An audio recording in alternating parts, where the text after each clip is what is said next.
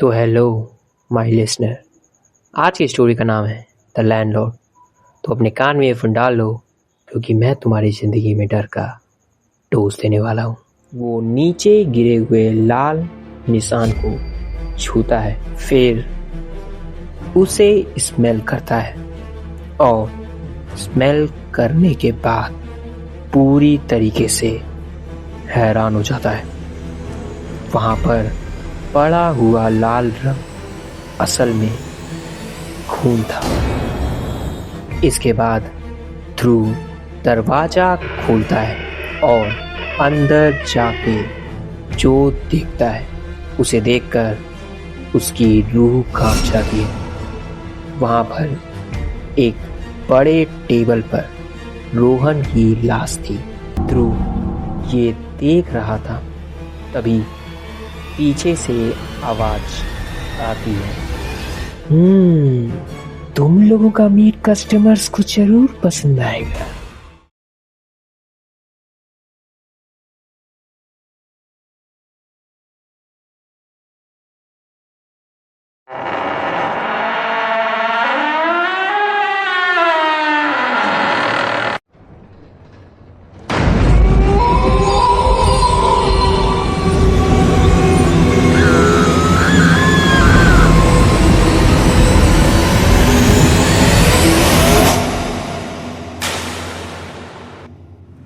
रात के 10 बज रहे थे। रोहन और उसका दोस्त ध्रुव दोनों गाड़ी से जा रहे थे। बाहर बारिश हो रही थी। तभी रोहन कहता है, भाई ट्रिप में सच में काफ़ी मज़ा आया यार। तब ध्रुव कहता है, हाँ यार सच कह रहा है, सच में काफ़ी ज़्यादा मज़ा आया यार। दरअसल ध्रुव और रोहन काफ़ी समय बाद अपने कॉलेज की छुट्टी में घूमने जयपुर गए थे। वो दोनों गाड़ी से वापस आ रहे थे। ध्रुव गाड़ी चला रहा था, तभी आगे जाकर गाड़ी का टायर पंचर हो जाता है और रोहन और ध्रुव अपनी गाड़ी रोकते हैं। और फिर रोहन कहता है, यार टायर तो पंचर नहीं हो गया ना? तब ध्रुव कहता है, आवाज़ तो मैंने भी सुनी, रुक देख कर आता हूँ। फिर ध्रुव दरवाज़ा खोलता है और बाहर जाता है। बाहर थोड़ी धीमे धीमे बारिश हो रही थी। ध्रुव बाहर जाकर देखता है, कार के चारों टायर पंचर हो गए थे। ये देखकर ध्रुव कहता है, यार ये कैसे हो गया, चारों टायर पंचर हो गए? तभी दरवाज़ा खोल के रोहन गाड़ी से बाहर आता है और कहता है, भाई क्या हुआ, टायर पंचर है या नहीं? तब ध्रुव कहता है, हाँ भाई पंचर तो है। तब रोहन कहता है, तो स्टेपनी से टायर बदल ले।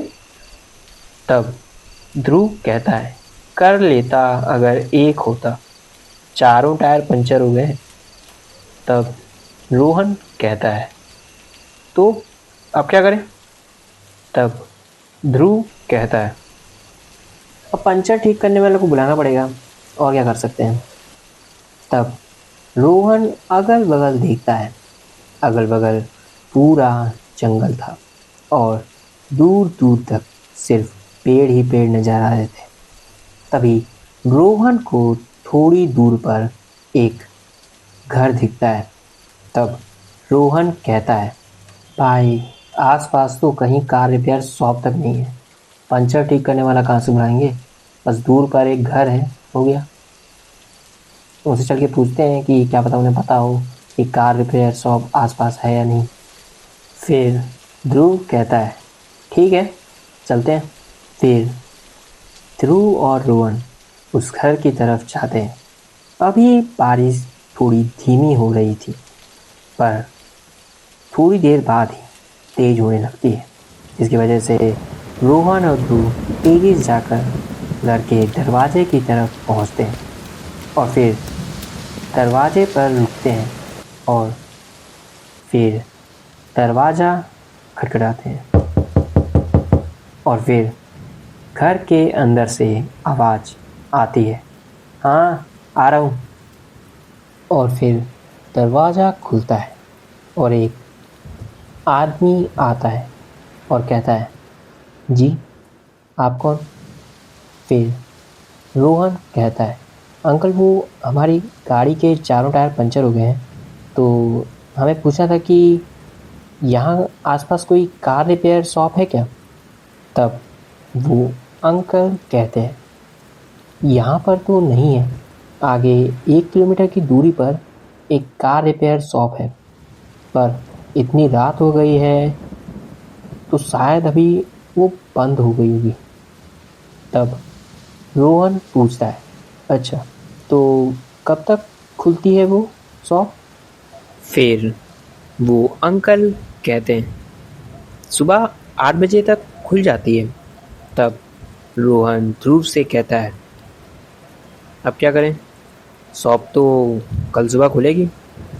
तब ध्रुव कहता है, अब क्या, इंतज़ार करना पड़ेगा। फिर रोहन कहता है, हाँ इंतज़ार तो करना पड़ेगा, बाहर तेज बारिश हो रही है तो अभी कार के पास भी नहीं जा सकते, और लगता नहीं कि अभी ये बारिश रुकने वाली है। ये कहने के बाद रोहन पीछे मुड़ता है और अंकल से कहता है, अंकल क्या हम कल सुबह तक आपके घर में रुक सकते हैं? कल सुबह होते ही हम चले जाएंगे। तब वो अंकल कहते हैं, ठीक है आप रुक सकते हैं कल सुबह तक। फिर रोहन कहता है, थैंक यू अंकल। फिर रोहन ध्रुव को कहता है, ये ठीक है ना? तब ध्रुव कहता है, हाँ ठीक है, पर गाड़ी में। तब रोहन ध्रुव के पास आता है और कहता है, अबे अंकल जी हमें घर में रहने को दे रहे हैं कल सुबह तक, और तू गाड़ी का तेल ख़त्म करना चाहता है, चुप। फिर रोहन कहता है, कुछ नहीं अंकल, ये बकवास कर रहा है। फिर वो अंकल कहते हैं, आइए मैं आपको कमरा दिखाता हूँ जहाँ पर आप आराम कर सकते हैं। फिर वो अंकल रोहन और ध्रुव घर के अंदर जाते हैं। फिर अंकल कहते हैं, कमरा ऊपर की तरफ है, आइए सीढ़ी से चलते हैं।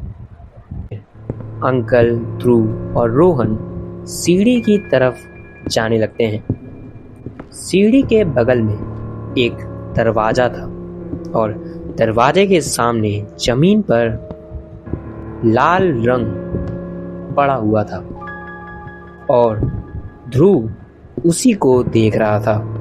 तभी वो अंकल कहते हैं, वो उधर पर दरवाजे पर पेंट लगाते हुए पेंट गिर गया था।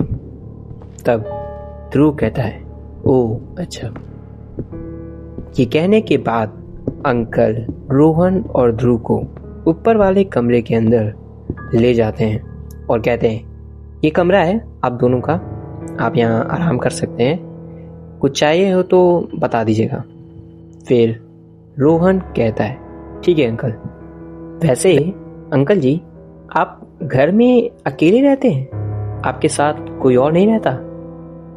तब वो अंकल कहते हैं, हाँ मैं इस घर में अकेला रहता हूँ, क्योंकि एक किलर ने मेरी पूरी फैमिली को बेरहमी से मार दिया था। उसमें मेरी वाइफ, मेरा बेटा, मेरे पापा और मम्मी सब मारे गए। ये सुनकर रोहन कहता है, ओह सुनकर काफ़ी दुख हुआ, वैसे क्या किलर पकड़ा गया? तब वो अंकल कहते हैं, पुलिस वालों ने तो कहा कि किलर पकड़ा गया है, पर मुझे ऐसा नहीं लगता। चलिए इन सब के बारे में कल बात करेंगे, अभी आप आराम करें और कुछ चाहिए हो तो मुझे बता दीजिएगा। ये कहने के बाद वो अंकल चले जाते हैं। रोहन फिर ध्रुव को कहता है, भाई ये अंकल क्या कहना चाह रहे थे? किलर पकड़ा गया, इतना रोहन कहता है। तभी रोहन देखता है कि ध्रुव कान में ईयरफोन लगाए हुए बिस्तर पर लेटे फ़ोन चला रहा है। ये देखकर रोहन कहता है, चल तू रहने दे, मैं कल अंकल से ही पूछ लूंगा। अब मुझे नींद आ रही है, मैं सोने जा रहा हूं। फिर रोहन सो जाता है। सोने जाने से पहले रोहन नीचे बाथरूम करने चला जाता है। अब रात के 12 बज चुके थे।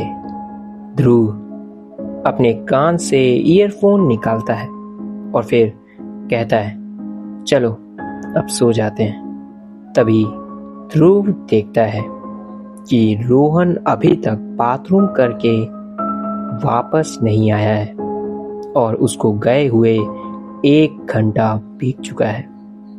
ये देखकर ध्रुव कहता है, ये अभी तक आया क्यों नहीं?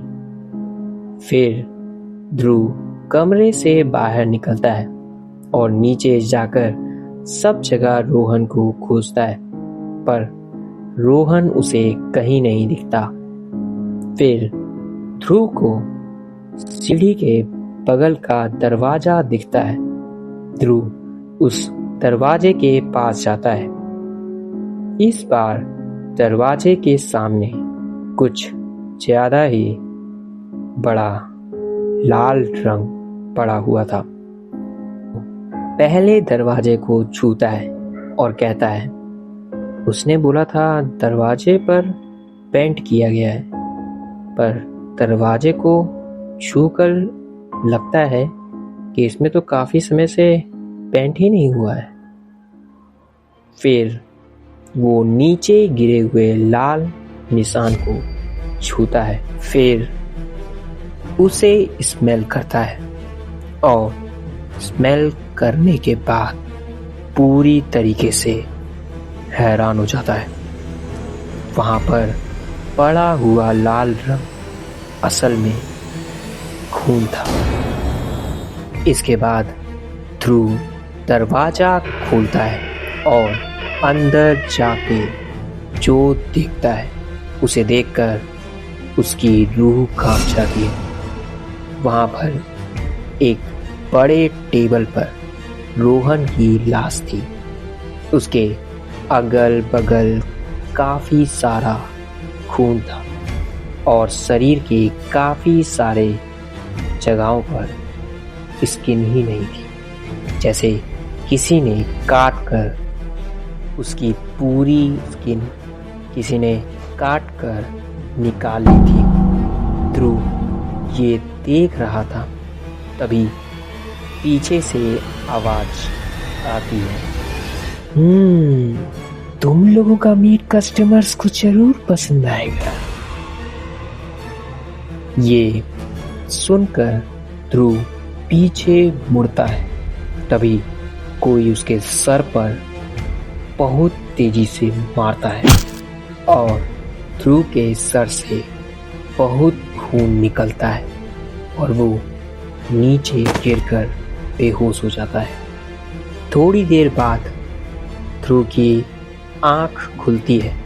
वो देखता है कि वो रोहन की लाश के बगल में बंधा हुआ है और रोहन की लाश के पास वो अंकल खड़ा है जिसने उन दोनों को घर में रुकने दिया था और वो रोहन के हाथ को काट कर उसका मीट निकाल रहा था। उसके हाथ में बहुत बड़ा बटचर नाइफ था। ध्रुव को काफी दर्द हो रहा था। उसके सर और उसके चेहरे में, क्योंकि उसके आधे चेहरे की स्किन भी अंकल ने काट कर निकाल ली थी। फिर ध्रुव कहता है, तुम ऐसा क्यों कर रहे हो? तुमने क्यों मारा रोहन को? तब वो अंकल ध्रुव के बगल में आता है और कहता है, मैं थोड़ी ना ये करता हूं, वो तो मेरे कस्टमर्स हैं जिनकी वजह से मुझे ये करना पड़ता है और कस्टमर्स को अच्छा मीट देना ही तो मीट की शॉप के ओनर का काम है और फर्क नहीं पड़ता कि वो मीट जानवर का है या फिर इंसान का। और ये कहने के बाद वो अंकल ध्रुव के मुंह पर टेप लगाता है और कहता है, चलो कस्टमर्स का खाना बनाते हैं। और फिर ध्रुव के पेट पर बच्चर नाइफ मारने वाला होता है। तभी बाहर से दरवाजा नॉक करने की आवाज आती है। आवाज सुनकर अंकल कहता है, पता नहीं कौन आ गया, चैन से काम भी नहीं कर सकता। आ रहा हूं। अंकल दरवाजा खोलने जाते हैं और दरवाजा खोलते हैं। बाहर दो पुलिस वाले खड़े थे और उनमें से एक पुलिस वाला कहता है, हमने आगे एक गाड़ी को देखा जो वहां पर खड़ी है। आप जानते हैं क्या कि वो गाड़ी के लोग कहाँ हैं? तब वो अंकल कहता है, नहीं, मैंने तो नहीं देखा सर, छुआ है क्या? तब पुलिस वाला कहता है, आपको तो पता ही होगा कि यहाँ पर एक महीने में काफ़ी सारे लोग गायब हुए हैं। और हमने जब आगे वाले रिपेयर शॉप से पूछा था तो उसने बताया कि 2 हफ्ते पहले जो आदमी यहाँ से गायब हुआ था उसे रात के वक्त आपसे बात करते हुए उसने देखा था। और उस दिन के बाद से वो गायब है और उसकी कार भी नहीं दिखी। पर आगे यहाँ से जंगल के अंदर एक जगह पर कई सारी गाड़ियां मिली और उनमें से एक गाड़ी उसी आदमी की थी। और ये उन लोगों की गाड़ी है जो इस महीने गायब हुए थे। और बस हम लोग बस चेक करने के लिए यहाँ पर आए हैं और थोड़ी सी आपकी घर की तलाशी लेना चाहते हैं। फिर वो अंकल कहता है, ठीक है सर, आप कर लीजिए। फिर दोनों पुलिस वाले घर के अंदर जाते हैं। अभी वो दोनों घर के अंदर घुसकर घर को देख ही रहे थे, तभी उसी पुलिस वाले को जो उस अंकल से बात कर रहा था उसे ध्रुव की चिल्लाने की आवाज आती है। वो आवाज सुनकर पुलिस वाला पीछे मुड़ता है और तभी वो अंकल रॉड से दूसरे पुलिस वाले के सर पर बहुत तेजी से मारता है, जिससे उसका सर फट जाता है और वो वहीं मर जाता है। पुलिस वाला ये देखकर तुरंत अपनी गन निकालता है और कहता है, अपने हथियार फेंक दो और सरेंडर करो।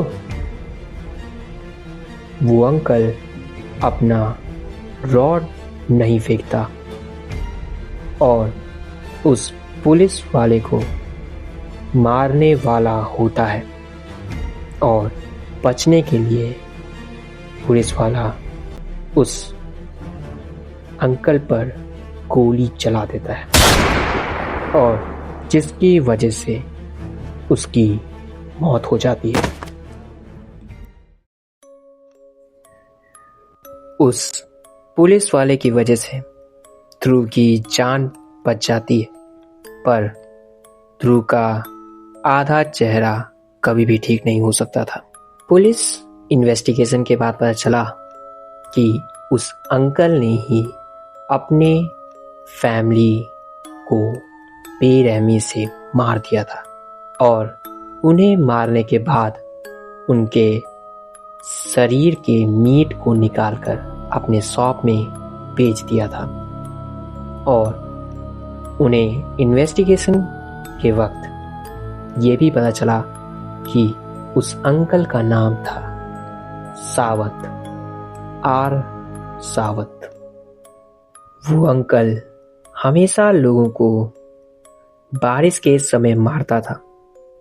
वो अंकल जब बारिश होने वाली होती थी उससे पहले अपने घर के सामने कीलें डाल देता था, और जब बारिश होती और वहां से कोई गाड़ी निकलती और कीलों के कारण उनकी गाड़ी का टायर जब पंचर हो जाता और जब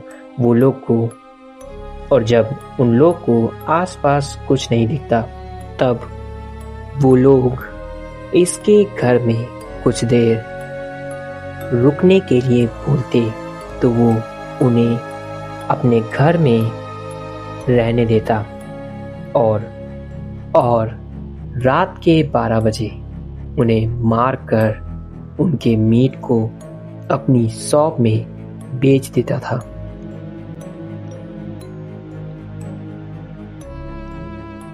तो हेलो माय लिसनर, ये स्टोरी यहीं खत्म होती है। तो माय लिसनर, ये स्टोरी एक प्योर फिक्शनल स्टोरी है, इसे असल जिंदगी से मत जोड़ना। इसे मैंने जो भी कुछ बताया वो सब पूरी तरीके से फिक्शनल है। और हाँ, अगर तुम जानना चाहते हो कि मेरे चैनल पे अब कौन सी ऑडियो बुक सीरीज आने वाली है तो तुमको उसका वीडियो दिख रहा होगा, जाओ उसे भी जाके देख लो। और अगर तुम कोई घोस्ट कार की स्टोरी सुनना चाहते हो तो उसका भी तुम्हें वीडियो दिख रहा होगा, जाओ उसे जाके वहां पर भी स्टोरी सुन लो। मैं तुम्हें मिलता हूँ उसी वीडियो में, और तब तक के लिए